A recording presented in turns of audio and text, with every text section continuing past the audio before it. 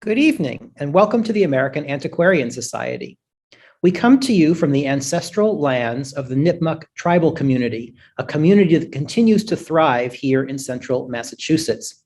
I'm Scott Casper, president of the American Antiquarian Society. It's my pleasure to welcome you here tonight for a conversation with Andrew Stauffer, who'll talk with us about 19th century readers and the future of the library. I'm also joined by AAS Director of Book History and Digital Initiatives, Kevin Wisniewski. Before introducing tonight's guest, I'd like to welcome everyone here this evening. And for newcomers, I want to introduce the Society briefly. The American Antiquarian Society was founded in 1812 by the printer Isaiah Thomas. We are a research library and learned society located in Worcester, Massachusetts. We're devoted to understanding and sharing the history and culture of North America before the 20th century. As a library, we collect, preserve, and share the printed record of what's now the United States, portions of Canada, and the Caribbean. Our collections include books and pamphlets, newspapers and periodicals, manuscripts, and the graphic arts and ephemera. In addition to this virtual program, we have a variety of other public programs. We offer visiting research fellowships, and we welcome scholars and readers from around the world to use our reading room to work on their own research projects in our collections. I'm delighted to say that we are once again welcoming readers by appointment. Particularly relevant to tonight's program, the American Antiquarian Society is an intellectual hub for the history of books and reading in America. Our program in the history of the book in American culture, now 4 decades old, has sponsored symposia, summer seminars, and currently a monthly book talk series the last Thursday afternoon of each month, virtually, of course. AAS led the creation of the 5-volume series, A History of the Book in America, and researchers find in our collections extraordinary materials for studying the publishing, distribution, and consumption of all sorts of printed materials, including the ways readers left their own traces in their books. We're delighted to present programs like this one tonight, free of charge, though of course running such programs isn't without expense. If you wish to help support programs like this one, a link to AAS's giving page will be available in the chat. And before I introduce tonight's guest, Kevin will offer a quick overview on the platform we're using for this program. Kevin? Thank you, Scott, and good evening, everyone. Thank you for joining us. For tonight's event, we are using Zoom Webinar, and there are 2 features I'd like to highlight for you. First, we'll be using the dedicated Q&A feature, not the chat box, for the Q&A portion of the program. By using the Q&A function, we'll better be able to keep track of questions. You can place your questions into the Q&A function at any point during the program. This feature also has an option to upvote questions. So if someone posts a question that you want to see discussed, you can vote it up to the top of the queue. Due to the large number of attendees, the chat box will be used only for informational purposes. Throughout the program, I'll be posting relevant links and information there. If you're experiencing any technical difficulties, you can contact us as presenters in the chat. If you would like to save the chat to retain the links for future use, you can save a transcription by clicking on the top 3 dots in the chat window. Finally, we are recording this program, and we will make it available on our website and YouTube channel for later viewing. Thank you very much, and back to you, Scott. Thanks, Kevin. And now it's my pleasure to introduce tonight's guest. Andrew Stauffer is professor of English at the University of Virginia.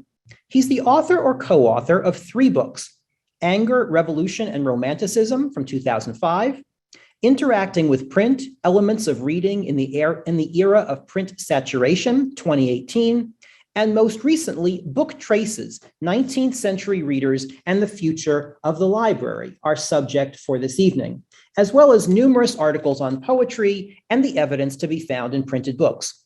He's been awarded numerous fellowships for his work, notably 2 for the Book Traces Project, a Council on Library and Information Resources grant, and an Andrew W. Mellon Foundation Strategic Planning Grant. Andrew, welcome, and thank you for joining us tonight. Great to be here, Scott. Thank you very much for having me. Thanks to Kevin for all he's done to organize this, and thanks to the AAS for the invitation.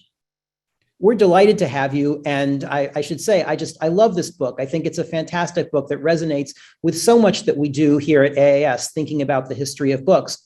I find really interesting that Book Traces started when you sent your students into the library stacks at the University of Virginia. Could you tell us a bit about what they were looking for and what they found? Yeah, it was a bit of an accidental effort in a way. I just had them to go into our library stacks, which I knew had shelves full of 19th century books, to look for books of poems published in that era. We were doing a class on 19th century poetry, and the question was, what did the books look like for readers of that time? We'd worked from modern anthologies mostly, but I knew we had a big old stack collection just sitting there. And they came back with a lot of amazing things that I didn't know were there, that really kind of no one knew were there. The particular features of the copies that they brought back really galvanized our attention. I can share my screen if you want and show you an example of sort of the book that started it all, if you'd like. Hold on one second here. Let me start the slideshow. These are the kind of books I'm talking about. These are all from our library at the University of Virginia, the books that came back. And I told them specifically to look for the poetry of Felicia Hemans, who was a very popular author during the time period, but one who had sort of fell out of favor in the 20th century. But I knew that we had a lot of her 19th century volumes on the shelves. And they came back with this one. You can see the name Ellen I. Pierpont, 1846, written in the upper right-hand corner. I realized that this book was not marked in by a patron or a student, but this was a book that had had a life previous to its intake at the institution where I worked. And what really brought us up short was this little poem written on the free end paper that I've transcribed there for you. Sing mournfully, our dearly loved is gone. And it ends with Mary, Mary, Mary. And from that, we were able to determine who this was. We were doing this class about a decade ago at a time when suddenly you could search genealogies and Google Books and all of these things. And we can talk about that, the implications of that later. But from that classroom, we could figure out who Ellen Pierpont was, who her family was, and that she had had a daughter, Mary, who had died at the age of 7. And this was a little elegy for her that was written much in Hemans' style. And I just felt it told us a lot about how these books were used, how this poetry was read. And it led us in all sorts of directions, including to special collections where we found the family Bible. You can see it there. My darling Mary Montague died of diphtheria on Saturday, October 4th, 1862 at 5:30 p.m. So we were able to reunite that item from the special collections with this book just sitting on the circulating shelves, and Hemans' poetry was the vector. So we just sort of found that really powerful. It's incredible. And we don't often think about how popular poetry was in the 19th century United States. It really was. It was the kind of social media of the time. It was the language of the heart. It was the social language. The 19th century, you really see a rise in literacy, both in Britain and America, from, so maybe 20% at the beginning to almost universal literacy at the end. The dropping price of books through the course of the century with the industrialization of print. And so the book becomes a household object, a gift object, something that can be written in and exchanged and saved by a wide swath of the population. And it turns out all of these books, a lot of them are still out there, and a lot of them ended up on the shelves of academic libraries through donations.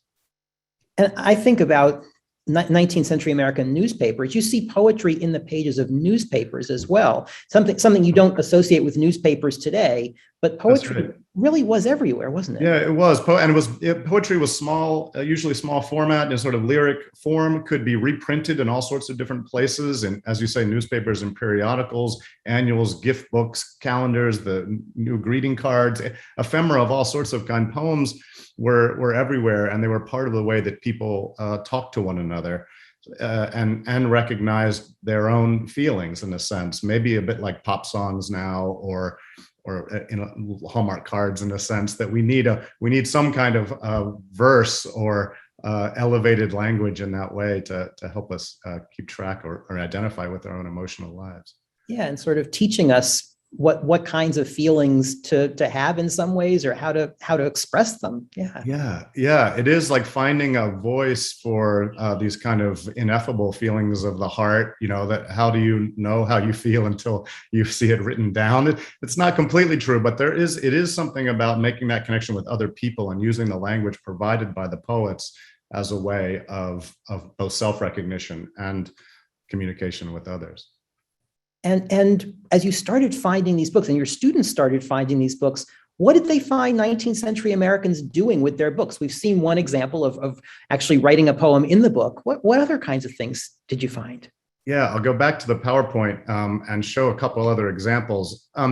This is just a footnote to the last example, but actually there was another copy of a Hemans book in our library as well that had another mother mourning the death of a child. Here you can see my darling William died December 29th, 1879. And this is one of the things, recognizing in poems a specific application to your own life. And it often is accompanied with a date stamp or a date mark like that. It's not just a date I read this poem, but a date that is significant and connected to this particular poem in this language. And so that really got us going. And we realized that this wasn't just a one-off, but this was a feature of the books on the shelves. And we began to look in more systematic ways beyond the class through plenty of lots of research assistants and volunteers and collaborators and colleagues from around the university, particularly in the library. We began to uncover other things. And it really did begin to feel like we were touching the hands of these writers, of these authors, in a sense. They're readers, but they also were writers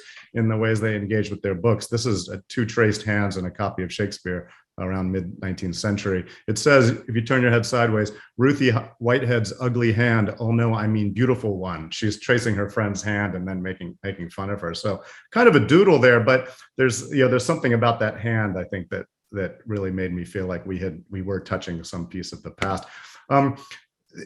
Other examples, and again, not all of these things that I'm going to show were found at UVA. We started to then expand our net, as it were, and over the past decade, Book Traces has made visits to lots of different libraries. And so as I pull these up, these are sort of salient examples of things we found at UVA, but I figure I'll start expanding the scope a little bit. These are about 5 different female readers responding to this poem, Geraldine. It's kind of a narrative romance. But it's really amazing. It is like social media. They're trading the book back and forth, commenting on each other's comments, sort of liking things, disliking things. In the bottom right corner, you can see it's hard to tell whether she simply is acting a part or showing her real heart and its longings. And so they're trying to interpret the characters, and they're disagreeing, arguing with each other. So you can see reading in action here. I love that example. And it's really all through the book. This one at Columbia, a book given to Juliana Shields by R.E. L. Barnum in 1893, Savannah, Georgia. Robert E. Lee Barnum, he obviously a son of the South. But you can see Juliana doing this kind of thing, like I said, recognizing in the language of the poem her own feelings. What I Feel for Blank, May 1893. This poem about a pure kind of love.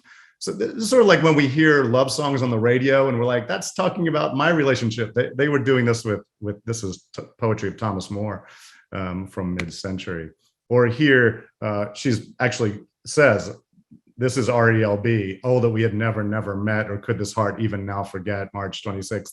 So she's applying the poem, not the whole poem, but just little quotes that pop out for her and seem to crystallize or capture a moment of her experience.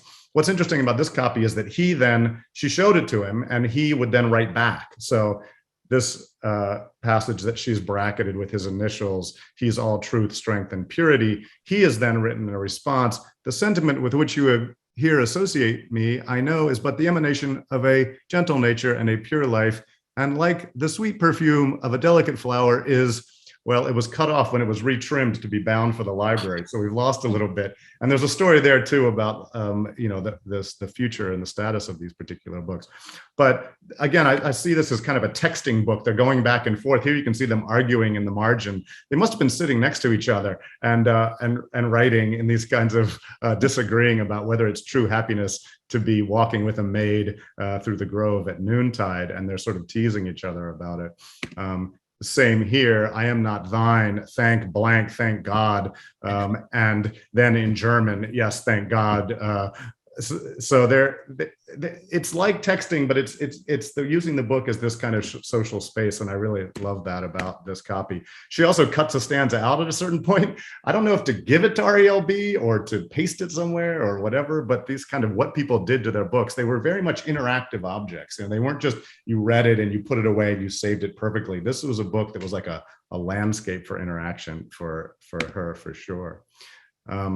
And just one other example while I'm talking, if you want me to keep going, or if you want to jump in, Scott, let me know, or I'll give you one more. Okay, great. One more. I'll give you one more. So this was actually found at UVA, and this was early on in the project, a copy of Longfellow's Poems and Ballads.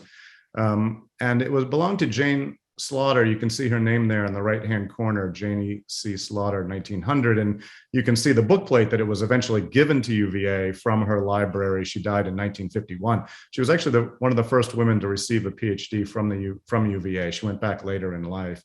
But the other name you see there is John H. Adamson, Christmas 92, does that say? Yes, 92. This book is fascinating because it is a record of their reading it together. But then her going back to it as an older woman and re-annotating her annotations. So on the left, this is the younger Jane. They've just read The Skeleton in Armor, this poem about a kind of Nordic, a haunting creature that speaks a story of parted love. And then you looked at your watch and said, now shall we go and make that visit? For at 5 o'clock, I have to go to Washington. And you, and we meant you and I, and we had a happy walk. So she's using as a kind of memorial space here about what it was like to read that poem out loud together. And in fact, this whole book has notes like this. You read this night, I said this, you read this. She's like journaling with the pages of the book and showing how much the poetry was involved with their lives. But then you can see her handwriting has changed as she's gone back to it. And found the book again and re-annotated the poem, Our Last Walk Together in This World, Never to See Each Other More, Never, Oh Never. It was after this I called you Norseman. Sorry, the typo there, or the name we always use to the end in our letters. Do you remember you added to it your Norseman and your devoted Norseman? So they've taken the language of the poem, made it part of a love language, but that's the earlier experience. Then you have this re-annotation of the loss that the book now memorializes. Just a fascinating copy. Just another little moment from the same book. You read this July 1st, Sunday, the day you said goodbye, sitting in the great armchair in the infirmary parlor, oh friend of mine. She seems to have written these for him to see later because it was his book. Remember, his name was at the top. But then he never came back. Once mine, now mine no more. And that's that later hand coming back to annotate her own annotations. So I just find these sort of fascinating examples of that revisitation. And again, special collections. We have the family papers. They're well, perfectly cataloged and great. And here's her self-portrait. But that book was just sitting in the circulating stacks, uncatalogued, except as a copy of Poems and Ballads by Longfellow, 1891. It hadn't really been recognized that these are part of that archive. And it's certainly the most interesting thing in the Slaughter papers is that Longfellow book. Which would not have turned up if you hadn't sent your students looking for it, if you hadn't gone looking for it. Exactly. It was really, I don't want to use the word serendipity because it sounds like I'm, making light of librarians' efforts to make the books available and all that went into that. But there was a kind of happy accident in us finding these things because it had to be done book by book, opening each one. There was no guide or catalog except just moving through the orders. This is another one from Louisville, a re-encounter of an older book from the past, and you can sort of see the writing there. It's a poetry of Pred, who was another popular poet of the era, kind of light verse poet, but not all his poetry is light. This one's kind of dark, and it ends with the thoughts of sorrow and sin. And that phrase, indelibly within, all I have lost is written, from the poem you see there. Mary Cosby has come back to this. I read this book years ago, a bright, joyous, happy girl. Life was all before me. And I wondered that there could be a heart sad enough to write these lines. Now long years have passed. I again take up this book. The best part of my life is past. The bright, happy girl is changed into a lonely, broken-hearted woman. And of all that is written here, the above is the truest expression of her feelings. So there's a journaling going on here, but a kind of re-encounter with the book, a sense of the book as marking time in a life, and a sense of one's reading experience as changing over time too, with the book becoming the repository of those memories. So these are the kind of copies I was really attracted to. It's not by any means the only thing we found, but I really felt I had a way into understanding what poetry meant and what books of poetry were as I got into this archive. It's again, people wrote different ways in, say, medical books or math books or history books or religious books, different kinds of things. But poetry stood out, and it seems to have called forth this more heartfelt, sympathetic kind of use of books. And when I think about how I was taught poetry in school, and perhaps how many of us still teach poetry, this was never part of it. I mean, it was always about analyzing poetry in various formal ways, and you're a specialist in romantic poetry. You've certainly done that kind of analysis yourself. This is a whole different window on what poetry meant to people. It really is. It's one we've kind of lost track of, I think, with the sort of the rise of critical method, close reading, and everything that followed in the academy. And that there was just different poetry was used in different ways and read in different ways that I think we just sort of have forgotten. Or if we remember with scorn. That is poetry that's relatable. That kind of thing that Juliana is doing here. Juliana Shields, I think we would just say, this is just you riffing on the poem. You need to actually read the poem and read the whole thing. But I think we've lost something if we forget that this is why poetry mattered. This is part of the way that poetry mattered, was providing this language for individual expression and social exchange. It was outside of the realm of kind of art, in this pure realm, and more of a way of talking to one another in an elevated emotional language. Yeah. Do you have a sense of which Americans in the 19th century we're looking at when we're looking at these books? Are these mostly middling and well-to-do people? What do we know about these readers? I think that's right. I'm just going to put a couple up if we don't get to talk about them, but as we talk. So you have to think about what these books are. These were books that were donated to university libraries around the middle of the century, 20th century, just as the sort of the Victorian grandmothers are dying out, and those collections need to go somewhere. Well, it's actually right at the moment where libraries want to grow their collections, because the GI Bill, birth of the modern university, libraries are growing. They're starting to be ranked by the number of books they have on the shelves. And so if you have 1,000 books, we'll take them. And my university, as a story, we built the new research library in 36. It had a lot more shelves than we had had in the past. And so we were in the mood to accept these books. But a lot of them, weren't considered as, do we need this as part of the research mission of the university? It's like, these are books, we will take them. These are valuable, which will not happen now, as we all know.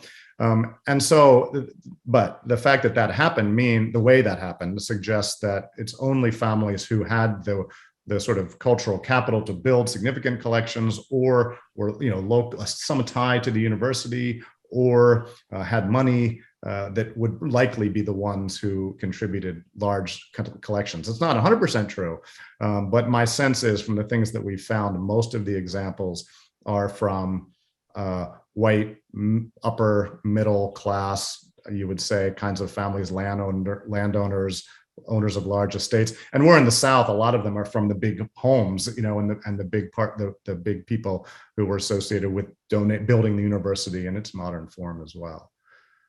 Which is not to say that people of less means would not have done similar things with their books. It's more to say that if to the extent they had books, those books might not have survived and made it into research libraries. Precisely. We were trying to find those kinds of books, but the paths that they took from home to institution were more varied and more rare. You do find them every now and then, but it's harder. And so we need to expand the net of the kinds of universities we've looked at.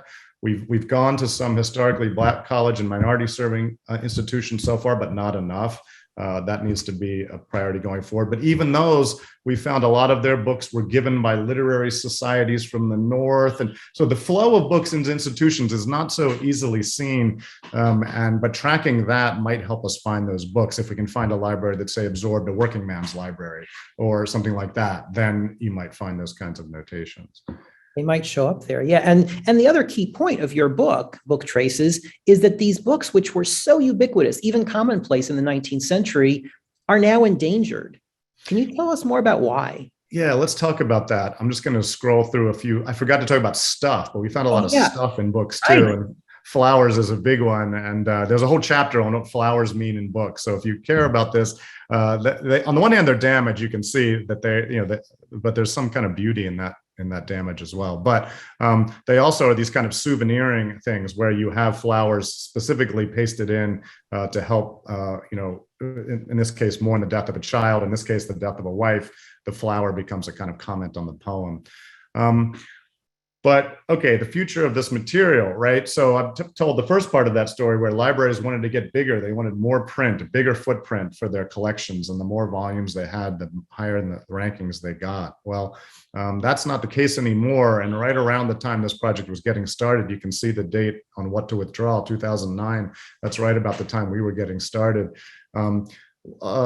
Library leaders from various places, institutions, OCLC, Ithaca, and various other think tanks, library leadership think tanks, began writing reports that reflected a kind of mood that we could start getting rid of monographs, managing them down, print collections management, meaning we now can take a census of our national collection. They're all digitally cataloged. What if we just smush all those catalogs together and say, how many copies do we have, say, of Longfellow's poems and ballads, and how many do we need? So you can begin to manage the national collection, or at least regionally. Maybe we don't need all of these shelves. Maybe we can empty some of them and use that space for something else. And so that has been the kind of counter trend that Book Traces, that we're trying to say, as that's happening, what books do we want to prioritize in retention decisions? The decisions tend to be the clean, bright copy, because that's the one that will, people want to use. But we want to say, well, what if the calculus is a little more complex? What if we also want to look at all the books before we make those decisions, even if just for a moment, and flag them as, this is a Book Traces book, or this isn't? And that's difficult, because what counts as a significant mark and all of that. But some kind of intervention that would keep us from getting rid of these books for good, because they're not coming back once they're gone. This was a moment in time. Again, the 19th century readers, the Victorian grandmothers exiting the stage, those collections coming into libraries. You can't rebuild these, you can't reconstitute them. So once they're gone, they're gone. And they do have a coherence and a story to tell. You can also, just a footnote, this is the Google truck coming up to the back of our library and taking all the books, sort of like the Grinch taking the tree. He's going to bring it back and it'll be fixed when he brings it back. And they did, of course, bring them back. But when they did, there's this kind of change in the ecosystem. You can see this is actually a William and Mary catalog, but it doesn't matter. It's true for most libraries now. If you look up poems by Felicia Hemans, 1826, you have three choices: the Google preview, the Hathi Trust preview, or you can go into the stacks and go find the thing. Well, most people, motivated by convenience, if not necessarily preference, are going to click the preview. If you click Google, you get the Stanford copy, which might be interesting, but it's not the copy that is cataloged there. If you click Hathi, you get the Michigan copy. Again, another relevant copy. There's the bookplate, but it's not the same one. If you actually go into the stacks, you find a gift copy given to Elizabeth Lane in 1836 at the Wells School. Now that book is kind of invisibilized by just that ecosystem of, like, no one is probably going to walk their self into Swan Stacks to get it, unless they're very interested in something very specialized that they think that copy might reveal, or doing some work with the physical book. And so we begin to see a lack of use of the, I mean, this material has often been underused. That's why it's still there and interesting. But now we have to make a case for its retention, or it may very well go away. So I'll stop with that there. Because to Google Books, maybe all copies of that edition of Longfellow are the same book.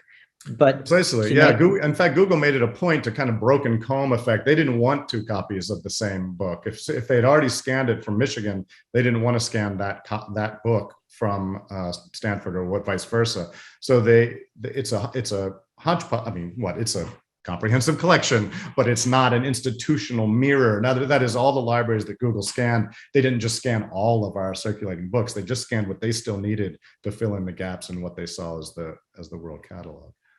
And then, of course, Google stopped doing it, so they didn't scan everything. And there's all sorts of things we could talk about there. Yeah, which means that the uniqueness of that copy to that reader in the 19th century is lost.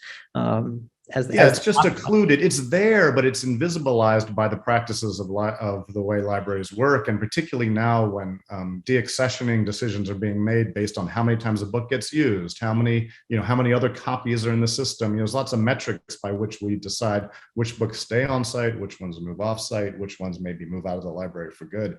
But none of them really have a purchase on the copy level variation. And so book traces have been an attempt to kind of just put a wedge in the door and say, well, hold on, what would it take as all these books are moving around and the books are on the move nationally, as that's happening, could we have a protocol by which we at least look and flag certain ones for retention? And this connects to some of the questions that are already flowing in on the Q&A. Sophia asks, do you know what efforts are being made to add metadata about such marginalia into the digital record? Yeah, so at UVA, we added metadata. So we got a clear grant to look at all of our pre-23 monographs in the collection. So 115,000 books. Now I say all, half of them had already been moved to remote storage. So those 100,000 were intractable. You can't bring 100,000 books back from remote storage and do this kind of condition survey. You can sample, and we did, but we couldn't. But we looked at about 100,000. And altered our local holdings record to say this is a Book Traces book for the ones that had hits, the ones that had items that we could recognize as historic in nature.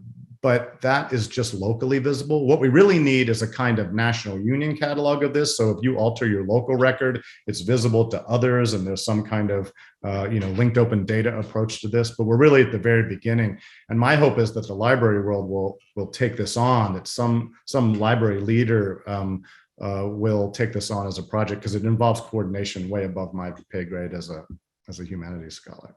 Yeah, and Catherine raises a similar question. What about pressed flowers and leaves? Do you add that to the catalog entry? And does it have any correlation to the type of book, poetry, novel, or maybe anthology?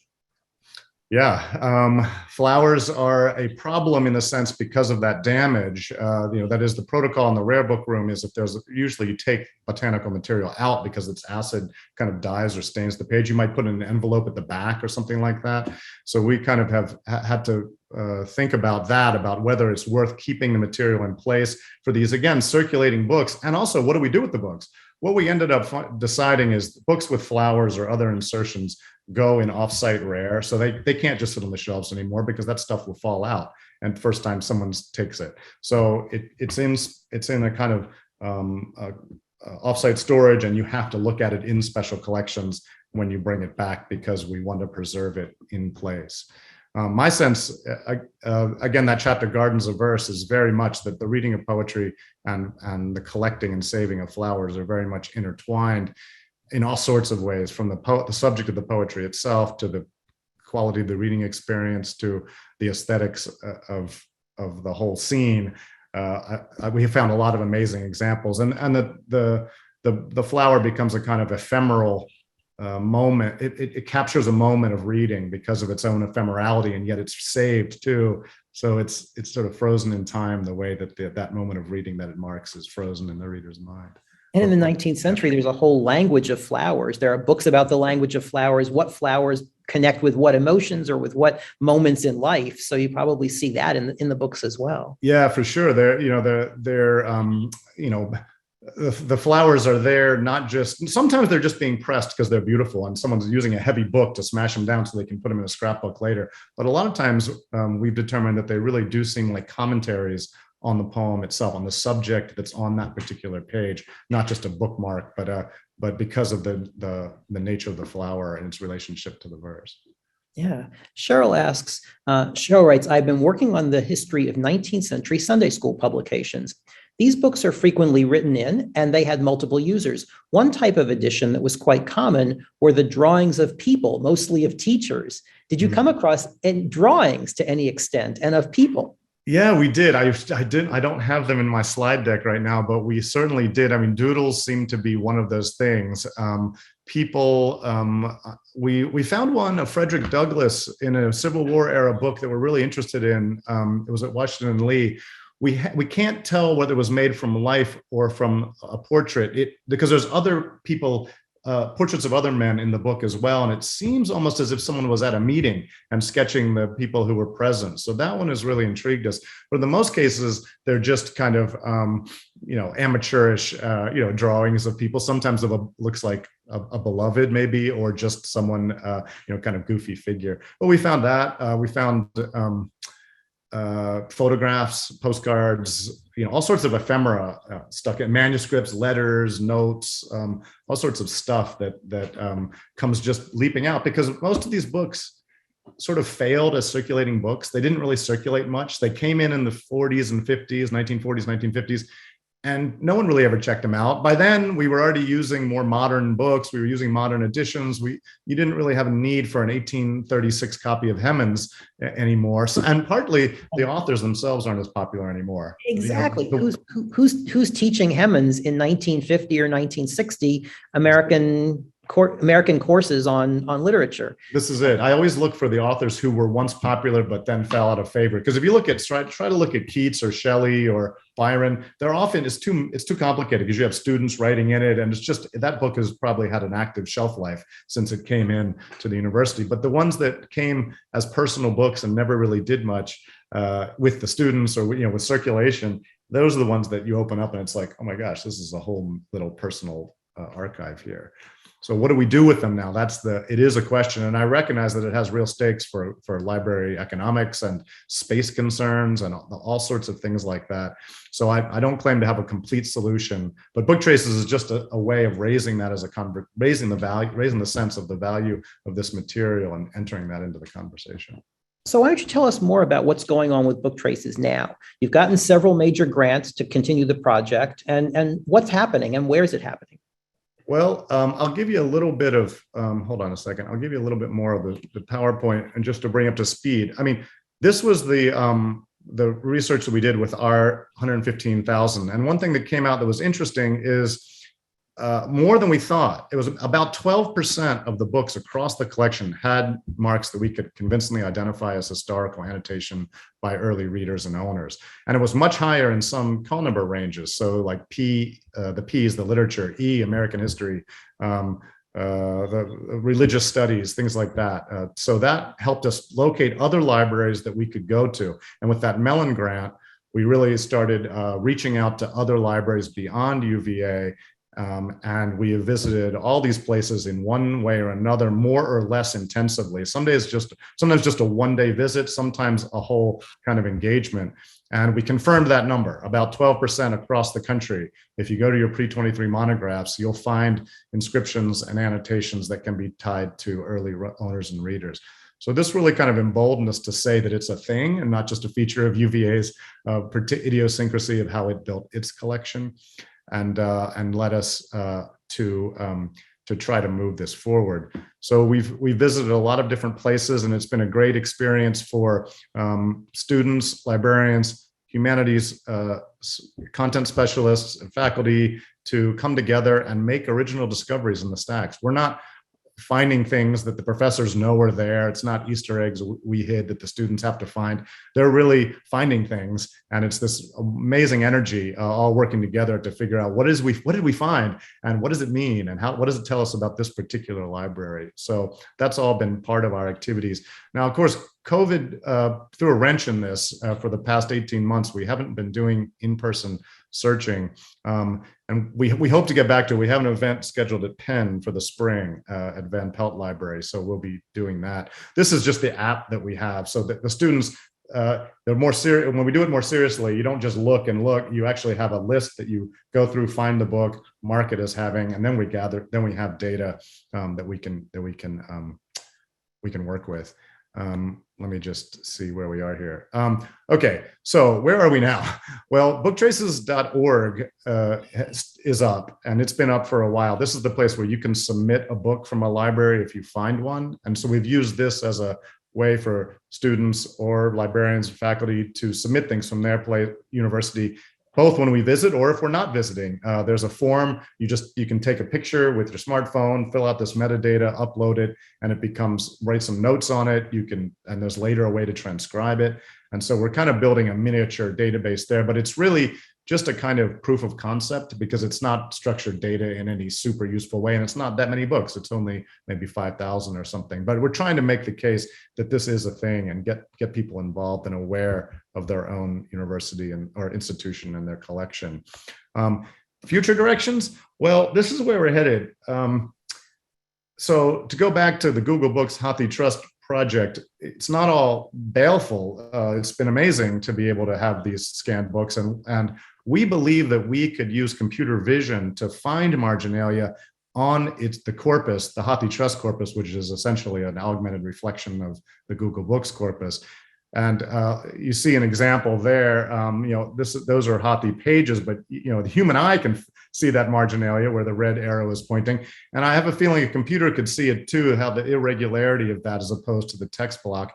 And then we could get a huge amount of data about which institutions, which call numbers, which time periods, which sections of the book, front, middle, or back. We'd have a great data set that would be kind of a distant view of the library collections. And then we could go to those libraries where we find a lot and say, hey, your Hathi books have a lot of cool stuff. Don't you want to know more? And kind of use that as a way to attract them into the project. So that's where we are now. We're working on a grant application for that phase of the project, and that'll be where we head next. It's fantastic. The questions are pouring in. We have several questions that have to do with the relationship between circulating collections and special collections. One question, seems books are becoming museum objects. What will happen to university library books that are so underused? Should special collections expand while the shelves of regular books dwindle? Somebody else asks, did all of the items you found at UVA get added to special collections, or did anything remain in the circulating collections? Those are both great questions and ones we struggled with and still do in a sense. That is, we don't want to just denude the circulating shelves of all the cool stuff and put it behind glass, as it were, in cold storage and make it invisible. Part of the goal is to have vibrant, lively, stacked collections that can be used. Also, special collections doesn't have room for the 19th century stuff. There's too much of it, right? Even with that 12%, you're still talking about a huge number of books that just aren't going to go in there, and they would require more cataloging and more care and everything like that. So we had a number of fates for a book that was pulled off the shelf in the course of our project, and this was just locally, but different libraries made different decisions. Sometimes it would just go right back on the shelf with a note added to its catalog record that this has some annotation. Sometimes it would go directly to special collections because it was too amazing. It was something associated with the history of the university or a famous reader or author or something like that. Sometimes it would go to offsite rare, like those flowers or other insertions. Things were in it that we wanted to make sure weren't lost, but we didn't necessarily want to give it the full special collections intake. So it remains a circulating book, but you can only look at it in the reading room of special collections. Some went to preservation because a lot of them were in bad shape. And so that was another cost that came along with this. Because once you do a condition survey of 100,000 books, you're going to turn up all sorts of oddities, recataloging all of that. But the larger philosophical question remains open, and I haven't answered it well, which is, what do you do with all these once you find them? And I guess just my instinct is I don't want to take them all out of the library, out of the circulating library, because I want that to remain a kind of way that students of the future and current can develop a kind of tacit familiarity with what books were and how they operated and have examples of it. But maybe the circulating stacks aren't the place for that. Maybe the AAS is the place for that. Again, these are big questions because it's a national issue. It's institutions all across the nation and Canada, probably the UK as well, other nations, but we focus really on US libraries so far. And it's the scale of the issue is huge, and it's going to differ for different institutions. It is. And I think, when you mention AAS, certainly a lot of people have come to the AAS because we collect many copies of the same book, especially if they have evidence of reading. But obviously not everybody can get here to Worcester to do that. How do you make these things? I mean, what you're doing with the website is making these things available more broadly by people who just visit your website and see the marginalia in the books and see the problem with the website is it's really just one or two pictures. It's kind of like spotting a bird in the wild. It's like, here's a picture of that bird, but you still have to actually go look at we don't scan them nose to tail. We just have a few shots and so it's a guide to where marginalia might be rather than a digital archive of it. But that is a good question. Should we digitize all these? And if we do, has that then exhausted their research potential? I would say no, but no. So, yeah. I would agree with you. As somebody who's interested in bindings and interested in all the material aspect of the book itself, it doesn't come across on the screen in the same way. And interestingly, something that's happening in the Q&A right now is people are asking about, have you found X? Somebody said, have you found a needle in the book? And then Kristen Jensen writes, here is a needle found in a UVA book from Rachel M. And she gives the URL for the book traces of that. So thank you, Kristen. Thank you for doing that. Yes. Yeah. So yeah, booktraces.org is a good place to share examples like that because they live in a current, stable place and you can make reference. Yeah, we have found needles, doll clothes. The cover of my book has those antebellum doll clothes that were the book cover of Book Traces has a picture of those, but lots of amazing things like that. And you never know what's going to come out of these books when you open them. Exactly. I'm going to ask a question here from Brittany Ivan. What made you choose the 1923 cutoff? Should libraries also be thinking about saving later marginalia as a font for future historians? Yeah, for Why sure. 1923? Yeah, that's a good question. It has two answers. One, the 23 was picked at the time because it was the copyright cutoff, and we were trying to just avoid, partly just grammatically, we had to stop somewhere, and we're like, that's a good stopping point because now we can reproduce all these books, digitize them with no concerns. Also, I'm a 19th century person, and I was like, okay, that's the end of my comfort zone with the content. And so we had to stop somewhere. My sense is everything before 1800, for the most part, is already in special collections. And everything after 1923 was in copyright. Now that date is moving forward, 24, 25, but it also captures a kind of moment of reading and a book donation. As I say, those books that were given to universities in the 30s, 40s, and 50s. After that, libraries start having acquisitions budgets and start building their collections in different ways. And what you're going to start and it's also harder to tell the difference between 1960s marginalia and student marking. And so it starts to get a blurry scene. Now, the second part of the answer is, wouldn't that be cool to study that too? What did students write in books in 1965? What were they writing in the library books in 1973?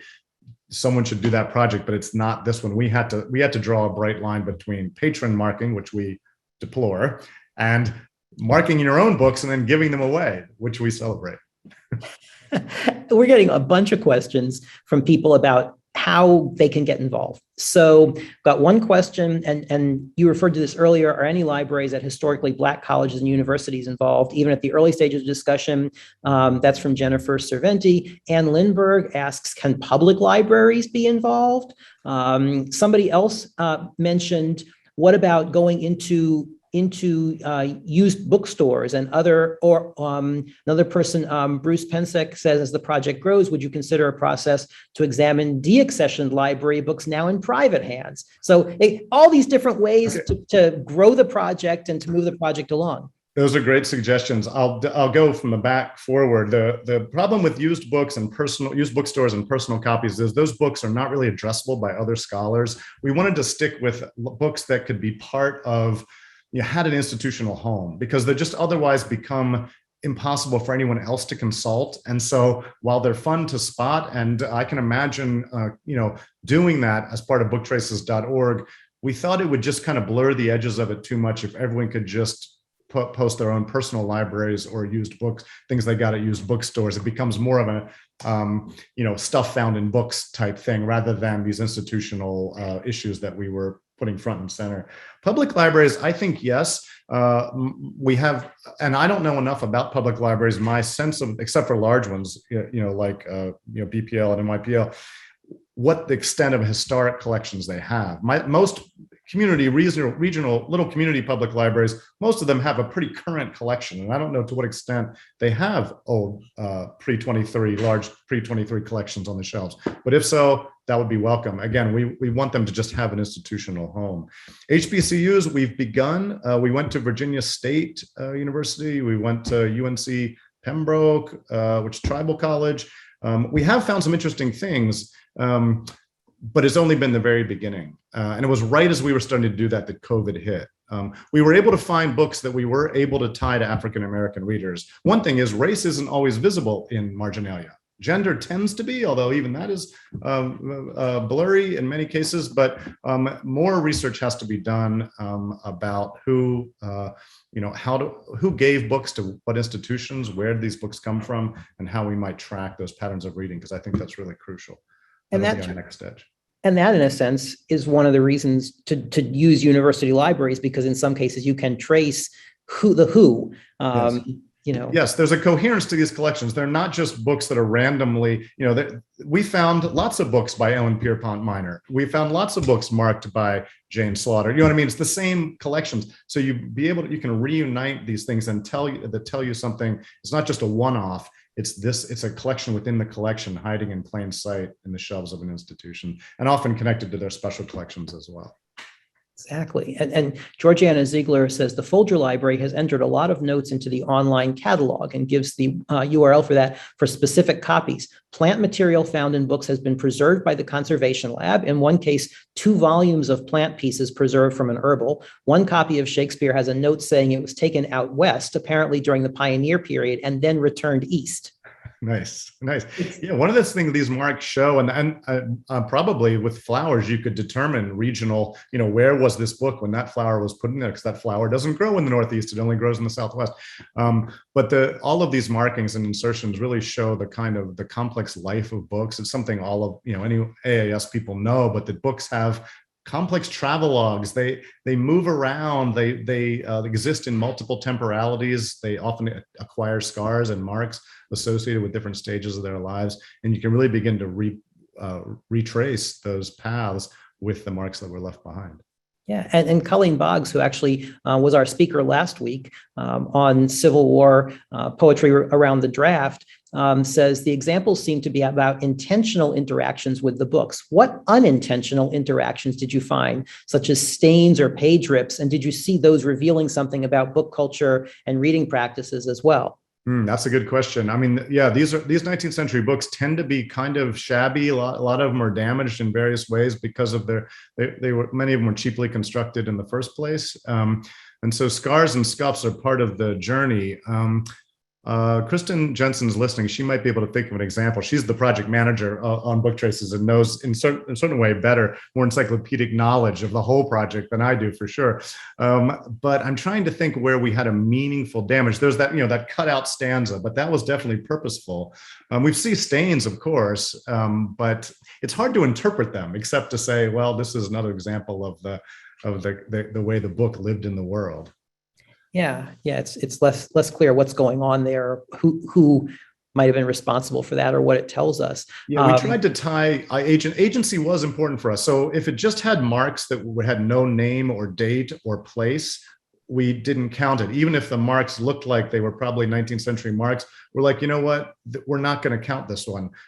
I know that sounds like we should have, but we had to draw the line somewhere. We're trying to come with a criteria that wouldn't involve recataloging every book that had any marking in it whatsoever. We restrict with ourselves and said, okay, this has to have some sort of identifying plausible connection to a particular 19th century reader or book owner, or at least elaborate marginalia, even if the name isn't there, that it's clear that there's more to be said about this.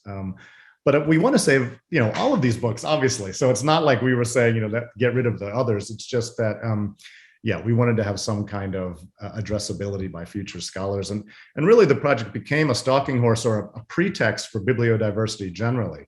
We're trying to say, look, let's save more. We need more than the minimum. We need more than the kind of the quantitative studies show. And if we just say marginalia, inscriptions, those are easy to spot.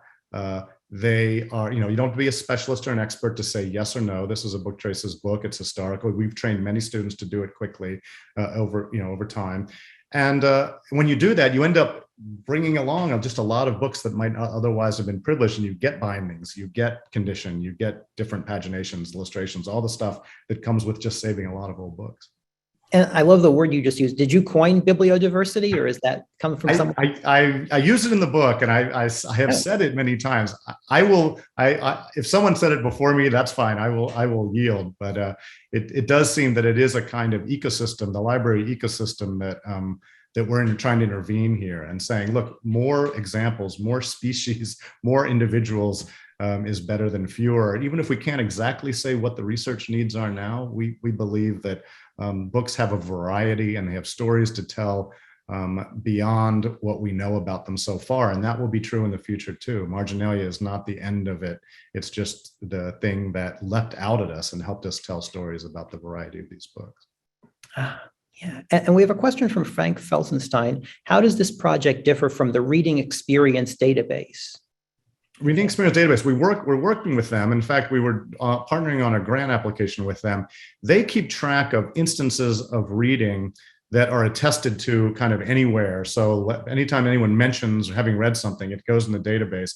That's my understanding. And so they're trying to get a comprehensive view of what was read, gather data on what people in England and in Great Britain were reading through capturing data that way. But it's not, so our books would be part of it because they are instances of reading, but they are larger than we are. They just want any evidence of reading. Right. So if somebody wrote in their diary about reading a book, that would go into the Reading Experience database, but that would not go into Book Traces because it's not in the book itself. Precisely. Yeah. We're about the union of the printed object and the manuscript intervention, or the stuff intervention, but the book itself is the home of it. Yeah, Sophia adds one more point. Here's a strange twist, a new sort of book trace. I bought a book from an author while I was on a live video podcast and had them write in the book. So now there's a video record of the author inscribing the book to me. Too much, she writes. Nice. Yeah, I mean, saving the digital traces that's a whole nother. Matt Kirschenbaum has a new book about this called Bitstreams that just came out. But how do we preserve the digital traces that are part of the literary environment now? And it's so much more complicated in a certain way. The 19th century, even though my project sometimes feels overwhelming to me, it actually is fairly straightforward compared to exactly that kind of case. Yeah, I'm gonna end with this question because I think it may bring together what I'm seeing in a lot of the questions and answers, which is, what can our viewers and listeners this evening do to participate in this important work?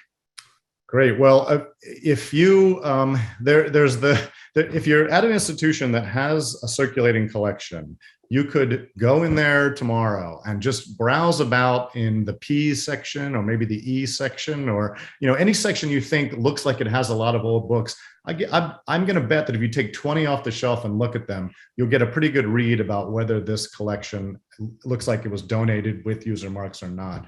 If you see an interesting one, upload it to booktraces.org.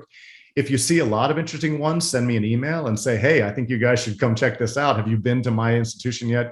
We love that kind of work on the ground.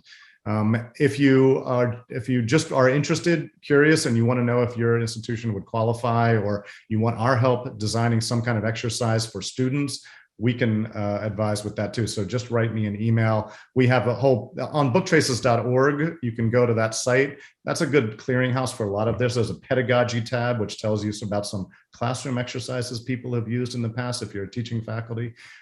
So lots of ways. Again, right now, I think we are limiting to library books, not your own personal collection or things that you have found. And we're trying to exclude special collections or books that are already cataloged and sort of well taken care of. We're looking for the collections that seem in one way or another to be under cataloged as individual objects. We could use all the help we can get.